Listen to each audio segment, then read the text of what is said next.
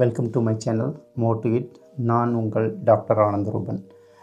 இந்த வீடியோவில் நான் எதை பற்றி ஷேர் பண்ணிக்கணும்னு நினைக்கிறேன்னா, மிஸ்டேக்ஸ்.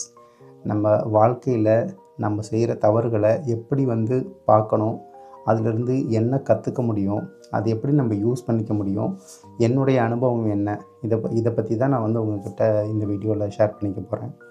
மொதல் விஷயம், தவறுகள்ங்கிறது என்ன அப்படிங்கிறத நம்ம அடிப்படையில் புரிஞ்சுக்கணும். நம்ம எல்லாருக்குமே ஒரு பயம் இருக்கும். நம்ம ஒரு இடத்துல வேலை பார்த்தாலும் சரி, நம்ம வீட்லேயும் சரி, நம்ம மேலே எந்த தப்பும் இருக்கக்கூடாது அப்படிங்கிறதுல ரொம்ப தெளிவாக இருக்கணும் அப்படின்னு நம்ம நினச்சிப்போம். ஆனால் நிறைய மிஸ்டேக்ஸ் பண்ணுவோம். பொதுவாகவே மனிதனோட இயல்பு என்னென்னா, தவறுகள்லேருந்து தான் நம்ம வளர்ந்து வரோம். ஒரு குழந்தையாக இருக்கிறப்போ நடக்க ஆரம்பிக்கிறதுலேருந்து, சாப்பிட ஆரம்பிக்கிறதுலேருந்து, பேச ஆரம்பிக்கிறதுலேருந்து எல்லா குட்டி குட்டி மிஸ்டேக்ஸும் நம்ம பார்க்குறப்போ ரொம்ப அழகாக இருக்கும். அந்த தவறுகள் எல்லாம் தாண்டி தான் ஒரு குழந்தை வளர்ந்து ஒரு அடல்ட்டாக, ஒரு சைல்டாக அடுத்தடுத்த ஸ்டேஜுக்கு போகிறோம் நம்ம. ஆனால் நம்ம வளர்ந்த பிறகு நம்ம செய்கிற தவறுகளுக்கு நம்மளே நம்மளை ரொம்ப டார்ச்சர் பண்ணிக்கிறோம். அதுதான் பண்ணக்கூடாது.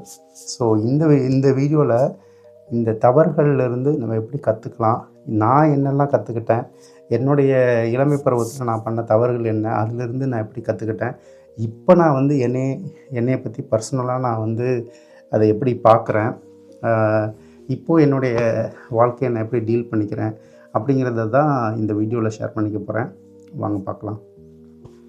ஒரு 30-35 வயசு தாண்டின பிறகு எனக்கு என்னுடைய இளமை பருவத்தை, என்னுடைய கல்லூரி பருவத்தை இப்போ என்னால் அனலைஸ் பண்ண முடியுது ஓரளவுக்கு. நான் அப்போ எப்படி இருந்தேன், என்ன மாதிரி யோசனையில் இருந்தேன், என்ன மாதிரி செயல்கள் பண்ணிக்கிட்டு இருந்தேன் அப்படிங்கிறதெல்லாம் யோசிக்கிறப்போ இப்போ நிறையா ஆர்வமாக, முட்டாள்தனமாக, நிறைய வேகமாக, மூர்க்கத்தனமாக, முரட்டுத்தனமாலாம் தெரியுது. ஆனால் அதில் இருந்த தவறுகளும் இப்போ ரொம்ப தெளிவாக தெரியுது. ஒரு வேளை இன்னும் ஒரு 10-20 வருஷம் கழிச்சு இப்போ பண்ணுற தவறுகள்லாம் ரொம்ப நல்லா தெரியும்னு நினைக்கிறேன். இது ஒரு லைஃப் ப்ராசஸ் அப்படிங்கிறத நான் ரொம்ப தெளிவாக புரிஞ்சுக்கிட்டேன். ஒரு முக்கியமான விஷயம் நான் ஷேர் பண்ணணும்னு நினைக்கிறது என்னென்னா, ஒரு குழந்தைய உதாரணமாக எடுத்துக்கிறதுக்கு காரணம் என்னென்னா, ஃபஸ்ட் டைமர்ஸ் அப்படின்னு நம்ம வச்சுக்கலாம். லைஃப்பில் எதுவாக இருந்தாலும் சரி, ஃபஸ்ட் டைம் நம்ம பண்ண போகிற ஒரு விஷயம் கண்டிப்பாக மிஸ்டேக்ஸில் தான் ஆரம்பிக்கும். அந்த மிஸ்டேக்ஸ் பண்ணி தான் அடுத்தடுத்த கட்டத்துக்கு போகிறப்போ அதை நம்ம சரி பண்ணிக்குவோம். தவறுகளை சரி பண்ணி தான் நம்மளை நாமளே இம்ப்ரூவ் பண்ணிக்கிறோம். இது எந்த ஒரு விஷயமா இருந்தாலும் சரி, நம்ம கற்றுக்கிறதா இருந்தாலும் சரி, நம்ம மனிதர்கள்ட்ட டீல் பண்ணுறதா இருந்தாலும் சரி, எந்த விஷயமா இருந்தாலும் சரி, எல்லாத்துலேயுமே மிஸ்டேக்ஸ்லேருந்து தான் நம்ம ஆரம்பிக்கிறோம். அதனால் இந்த ஒரு அடிப்படையான ஒரு விஷயத்தை நம்ம புரிஞ்சுக்கணும். வாழ்க்கையிலையோ, கெரியர்லேயோ, பர்சனல் லைஃப்லேயோ எதுலையா இருந்தாலும் நம்ம அடுத்த கட்டத்துக்கு போகணும் அப்படின்னா, நம்ம செய்கிற தவறுகளை தெளிவாக புரிஞ்சுக்கிட்டு அதை எப்படி சரி பண்ணிக்கலாம் அப்படிங்கிறதுல மட்டும் ஃபோக்கஸ் பண்ணால் போதும். நம்ம ஏதோ ஒரு தப்பு பண்ணிட்டோம் அப்படிங்கிறத நினச்சிக்கிட்டு வருத்தப்பட்டுக்கிட்டே இருந்தோம்னா நம்ம அடுத்த கட்டத்துக்கு போகவே முடியாது. இதுதான் மொதல் விஷயம். நான் அவங்ககிட்ட இந்த தவறுகளை பற்றி நான் ஷேர் பண்ணிக்கணும்னு நினைக்கிறேன்.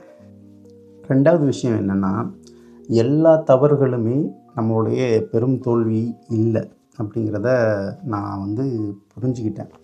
அது எப்படின்னா, ஒரு 20-25 வயசில் என்னுடைய ஆம்பிஷன்ஸு, இல்லை என்னுடைய ஆசைகள், என்னுடைய கனவுகள், நான் நினச்சிக்கிட்டு இருந்த எதுவுமே நான் செய்யலை. அது என்னுடைய பர்சனலாக அது ஒரு தோல்வி தான். அந்த டைமில் பெரிய ஹார்ட் பிரேக் தான். ஆனால் ஆஃப்டர் ஒரு 10-15 இயர்ஸ் நான் இப்போ யோசிக்கும்போது, இப்போ நான் இருக்கிற இடத்துலேருந்து நான் யோசிக்கும்போது அது எல்லாமே ஒரு டீவியேஷன்ஸ் தான். நான் போகணும்னு நினச்ச இடத்த விட இப்போ நான் பெட்டராக தான் இருக்கேன்னு நான் நினைக்கிறேன். அதுக்கு காரணம் அப்போ நான் பண்ணணும்னு நினச்சதை பண்ண முடியல. அதனால் இப்போ ஒரு பெட்டர் லைஃப்பில், ஒரு பெட்டர் சிச்சுவேஷனில் தான் இருக்கேன்.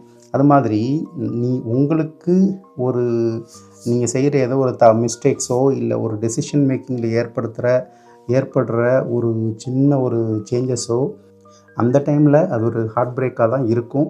ரொம்ப அதிலிருந்து கடந்து வர்றது ரொம்ப கஷ்டமாக தான் இருக்கும். ஆனால் இந்த ஒரு விஷயத்தை மட்டும் நீங்கள் ஞாபகம் வச்சுக்கோங்க.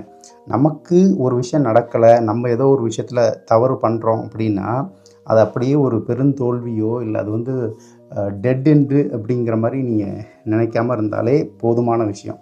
ஏன்னா வந்து ஒவ்வொரு தவறுகள்ல இருந்து தான் அடுத்தடுத்த பரிமாணங்களே வந்து நம்ம வாழ்க்கையில் வந்து நமக்கு ஏற்படுது. பரிமாணங்கள்னு நான் சொல்கிறது வந்து டைரெக்ஷன்ஸாக இருக்கலாம், வேறு ஒரு இடமா இருக்கலாம், வேறு ஒரு மனிதர்களாக இருக்கலாம், வேறு ஒரு ஆப்பர்ச்சுனிட்டியாக இருக்கலாம். உங்களோட லைஃப் வந்து எதை நோக்கி போகணும் அப்படின்னு நம்மளுக்கு ஒரு ஆசை இருக்கும். அந்த ஆசையில் ஏற்படுற மாற்றங்களை தாண்டி இந்த ஒரு சிச்சுவேஷனில் வந்து உங்களை லைஃப் வந்து எப்போதுமே கொண்டு வந்து சேர்க்கும். இதுதான் வந்து நான் 2வதாக சொல்லணும்னு நினைக்கிற விஷயம். 3வதாக ஒரு விஷயம் சொல்லணும்னு நினைக்கிறேன். அது என்னென்னா, தவறுகள் அப்படிங்கிறது வந்து நிறைய விதமாக அது நம்மளுக்கு நடக்கலாம். நம்மளே பர்சனலாக நம்ம எடுக்கிற ஒரு முடிவுனால் ஏற்படலாம், இல்லை மற்றவங்களால் ஏற்படுற ஒரு இம்பேக்டாக இருக்கலாம், இல்லை சம்மந்தமே இல்லாத ஏதோ ஒரு ஈவெண்ட்னால நம்மளோட லைஃப் வந்து ஒரு கான்சிக்வெண்ட்டாக அது வந்து அஃபெக்ட் ஆகலாம். ஸோ இந்த மாதிரி சிச்சுவேஷன்ஸில் எல்லாமே நமக்கு ரொம்ப பிடிச்ச ஒரு விஷயத்தை நம்ம தேர்ந்தெடுக்கிறோன்னு வச்சுக்கோங்களேன். அதில் எவ்வளோ தான் நடந்தாலும், எவ்வளோ இம்பேக்ட் ஆனாலும் நம்ம அதிலிருந்து வெளியில் வரவே மாட்டோம். அது நம்மளுக்கு ரொம்ப பிடிச்ச ஒரு விஷயமா இருக்கும். அதில் ஏற்படுற தோல்விகளும் வருத்தங்களும் இல்லை, அதில் இருக்க ஒரு நெகட்டிவான விஷயங்களையும் நம்ம கடந்து வருவோம். அது எப்போ கடந்து வருவோம் அப்படின்னா, அந்த ஒரு விஷயம் வந்து நம்மளுக்கு ரொம்ப கனெக்டடான ஒரு விஷயமா இருக்கும் பட்சத்தில் அதை வந்து நம்ம அதை ரொம்ப ஈஸியாக எளிமையாக கடந்து வந்துட முடியும், கடந்து வந்துடுவோம். அதை நம்ம கடந்து வந்த பிறகு தான் நம்மளால் உணரவே முடியும். அதனால் வந்து அந்தந்த டைமில் இருக்க ஒரு ஃபெயிலியர்ஸையோ மிஸ்டேக்ஸையோ அதிலே வச்சு ஹோல்ட் பண்ணிக்கக்கூடாது. அதை கொஞ்சம் லைட்டாக லெட் இட் கோங்கிற மாதிரி கொஞ்சம் விட்டு கொடுத்துட்டு கொஞ்சம் ரிலாக்ஸ் பண்ணிவிட்டு திரும்ப முயற்சி பண்ணணும். இது வந்து எந்த இடத்துல பொருந்தும் அப்படின்னா, நம்மளோட ஆம்பிஷன்ஸ் நோக்கி போகிறப்ப ஏற்படுற சில தவறுகள்லேருந்து நம்ம கற்றுக்கணும். அதுலேருந்து கற்றுக்கிட்டோன்னா நம்ம கண்டிப்பாக அதிலேருந்து மீண்டு வந்துட முடியும். உங்களுக்கு தோணலாம், இது என்னடா அவன் இப்படி உட்காந்து பேசிக்கிட்டு இருக்கானே அப்படி கூட தோணலாம். இது வந்து என்னுடைய சுய அனுபவம் அப்படிங்கிறதுனால அதை நான் ஷேர் பண்ணிக்கணும்னு நினச்சேன். இது என்னென்னா, கடந்த கால என்னுடைய வாழ்க்கையில் ஏற்பட்ட மிஸ்டேக்ஸ், அதிலிருந்து நான் ஒவ்வொரு விஷயத்தையும் எப்படி பண்ணேன் அப்படிங்கிறத இப்போ யோசிக்கிறப்போ நிறைய மனமாற்றமும் நிறையா சிந்தனையிலையும் நிறையா மாற்றங்கள் வந்திருக்கு. அது வந்து நல்ல வகையில் தான் இருக்குது. இப்போது என்னுடைய வாழ்க்கையை கொஞ்சம் நெறிப்படுத்திக்கிறதுக்கும் என்ன சொல்கிறது, நான் நினச்ச மாதிரி மாற்றிக்கிறதுக்கும் என்னுடைய கடந்த கால வாழ்க்கையில் ஏற்பட்ட சில தவறான முடிவுகள் வந்து எனக்கு ரொம்ப ஹெல்ப் பண்ணுது. தவறான முடிவுகள்னு மட்டும் சொல்ல முடியாது, நான் பண்ண தவறுகள் நிறைய விஷயத்தில், கெரியர், ஃபினான்ஸ், பர்சனல் லைஃப், இந்த மாதிரி நிறையா விஷயங்களில் நம்ம செய்வோம்ல. அந்த மாதிரி இருக்கிற நம்மளுடைய மிஸ்டேக்ஸை நம்மளுக்கு மட்டும்தான் அது தெரியும். It will be like very personal. இது வந்து எல்லாருக்கும், நம்மளோட க்ளோஸ் ஃப்ரெண்ட்ஸுக்கு கூட தெரியாது. ஸோ அந்த மாதிரி நம்ம பண்ணுற சில மிஸ்டேக்ஸ் நம்மளுக்காக தெரியும் போது, அதை நீங்கள் வந்து இப்போ உள்ள ப்ரெசன்ட் லைஃப்பில் நீங்கள் மாற்றிக்கிட்டிங்கனாலே நம்மளோட லைஃப் ரொம்ப சூப்பராக இருக்கும். இப்போ தான் நான் சொன்னேன், நம்ம மனிதர்களோட வாழ்க்கையே வந்து தவறுகளின் அடிப்படையிலையும் தவறுகளிலிருந்து ஏற்படுற பரிமாணங்களின் வழியாகவும் தான் நமக்கு முன்னேற்றம் வந்து கிடைக்குது அப்படின்னு சொல்லிக்கிட்டு இருந்தேன். அப்படி பார்க்குறப்போ சிலர் மட்டும் ரொம்ப வந்து எக்ஸ்ட்ரானரியாக ரொம்ப பெரிய ஆளாயிடுறாங்க. சிலர் வந்து அட்லீஸ்ட் ஓரளவுக்கு ப்ரொஃபஷ்னலாக சக்ஸஸ்ஃபுல்லாக இருக்காங்க. சிலர் வந்து எந்த முன்னேற்றமுமே இல்லாமல் இருக்காங்க. இந்த மாதிரி நிறையா கிளாஸஸ் இருக்குல்ல, அதை நம்ம இந்த தவறுகளோடு நம்ம வந்து ரிலேட் பண்ணி பார்த்தோம்னா, நான் என்னுடைய அனுபவத்தில் என்ன சொல்லுவேன்னா, 3 விதமாக மனிதர்களை பிரிக்கலாம். ஒன்று வந்து அடுத்தவங்களோட மிஸ்டேக்ஸ்லேருந்து கற்றுக்கிட்டு தன்னுடைய வாழ்க்கையை நெறிமுறைப்படுத்திக்கிறது. இது எந்த மாதிரி கேட்டகரின்னா, இலக்கியம் படிக்கிறது, இல்லை நண்பர்களோட தவறுகள்லேருந்து தெரிஞ்சுக்கிறது, இல்லை நம்மளுடைய குடும்பத்தில், இல்லை நம்மளை சுற்றி இருக்கவங்களோட, நம்மளோட ஆஃபீஸில் நடக்கிற மிஸ்டேக்ஸ், இதிலேருந்து அவங்களோட மிஸ்டேக்ஸ்லேருந்து கற்றுக்கிட்டு அதை நம்ம பண்ணாமல் இருக்கணும். இது வந்து ஃபஸ்ட்டு கேட்டகரி. 2வது வந்து நம்மளுடைய வாழ்க்கையிலேயே நம்மளே நிறைய செய்வோம் மிஸ்டேக்ஸ். ஆனால் நிறைய பேர் என்ன பண்ணுவோம் அப்படின்னா, திரும்ப அதையே பண்ணிக்கிட்டு இருப்போம். அந்த மிஸ்டேக்ஸ் அவாய்ட் பண்ணாலே நிறையா விதங்களில் நம்மளுக்கு நிறைய முன்னேற்றங்கள் இருக்கும். அதை பட்டு தெரிஞ்சுக்கிறது, பட்டு முன்னேறதுன்னுவாங்கள்ல, அந்த மாதிரி அது 2வது கேட்டகரி. 3வது வந்து என்னென்னா, இது 2மே பண்ணாத ஒரு கேட்டகரி. இப்போ வந்து மனிதர்கள் எல்லாமே வந்து இப்படியே டிஸ்டிங்க்டாக எப்போ ஒரு தெளிந்த முறையில் வந்து பிரிச்சிட முடியுமான்னா முடியவே முடியாது. ஏன்னா எல்லா மனிதர்களும் இந்த 3 ஸ்டேஜ்லேயும் ஏதோ ஒரு டைமில் வந்து பண்ண தான் போகிறோம். ஒரு டைமில் தெளிவாக இருப்போம், ஒரு டைமில் தெளிவு இல்லாமல் இருப்போம், ஒரு டைமில் வந்து மிடில் இருப்போம். ஆனால் வந்து எல்லாருமே எல்லாத்தையுமே ஒரு ஒரு ஸ்டேஜில் பண்ணுவோம். இது எதுக்காக சொல்லணும்னு நினைக்கிறேன்னா, நம்மளுடைய லைஃப்லேயும் கற்றுக்கணும், அடுத்தவங்களோட லைஃப்லேயும் கற்றுக்கணும். அந்த மிஸ்டேக்ஸை அவாய்ட் பண்ணணும். ஒரு தடவை பண்ணிட்டோம் அப்படின்னா அடுத்த தடவை பண்ணாமல் இருக்கணும். இந்த மாதிரி இந்த விஷயத்த நம்ம பர்சனலாக நம்மளோட லைஃப்பை நம்ம ஃபோக்கஸ் பண்ணாலே நமக்கு நிறைய அனுபவங்களும் நிறைய என்ன சொல்கிறது முன்னேற்றங்களும் கண்டிப்பாக கிடைக்கும்.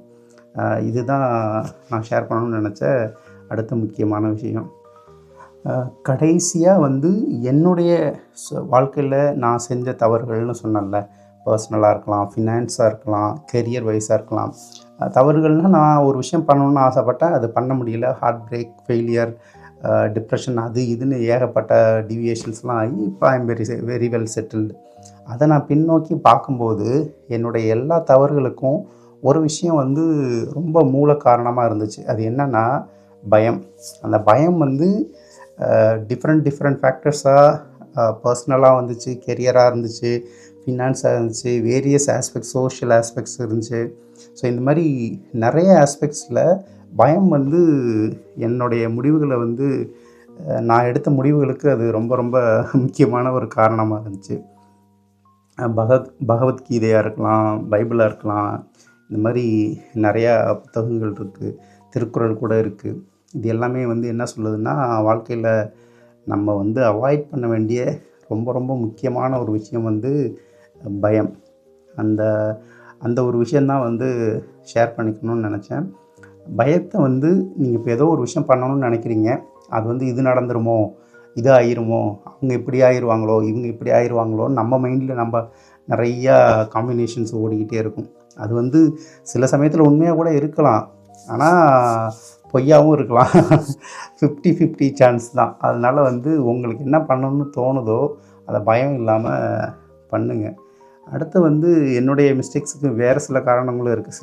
சில டைம்ஸ் வந்து ரொம்ப சோம்பேறியாக இருந்ததாக இருக்கலாம்.